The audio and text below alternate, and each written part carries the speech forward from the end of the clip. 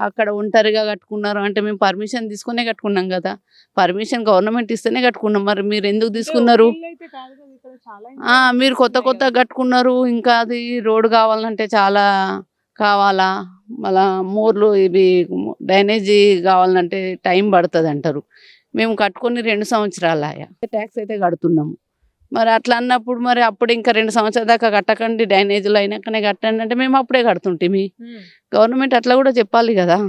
రోడ్లు అడిగినప్పుడు ఫెసిలిటీ అడిగినప్పుడు మీరు అక్కడెక్కడో కట్టుకున్నారు అని అంటున్నారంట. పర్మిషన్ ఇయ్యంది మేము ఎట్లా కట్టుకుంటున్నాము అని తను అడుగుతుంది. తన మాట కూడా కరెక్టే కదా! అంటే ఇప్పుడు ట్యాక్సీలు వసూలు చేస్తున్నప్పుడు పర్మిషన్లు ఇచ్చినప్పుడు వాళ్ళ అనుమతితోనే జరిగింది కదా!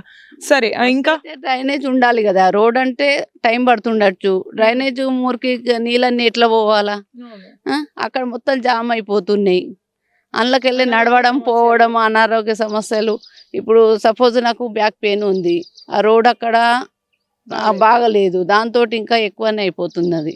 మేము డైలీ అయితే వెళ్ళడానికి కంపల్సరీ పోవడం, రావడం అయితే ఉంటది. అవి అన్నీ చూడాలి కదా! ఒక్కొక్కటి మేము కూడా అన్నీ ఒకటేసారి కావు గానీ ఇప్పుడు 2 ఇయర్స్ అయితున్నది. కొద్దిగా కావాలి కదా డ్రైనేజ్‌గిన. మొన్నొచ్చి ఇదంతా గుంత తోడిపిచ్చినాం.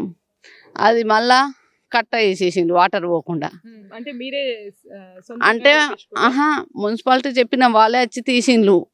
మేము అవి క్లీన్ చేస్తాము, ఇదంతా వాటర్ అంతే ఫామ్ కాకుండా చేస్తామన్నారు. ఖతం అది తీసిండ్రు, పోయిండ్రు. ఇక్కడ రోడ్డు మళ్ళా బ్లాక్ అయిపోయింది. మళ్ళీ అందరూ ఊరుకుంటారా? మళ్ళీ అక్కడ మళ్ళీ మట్టి పూడ్చేసిండ్రు.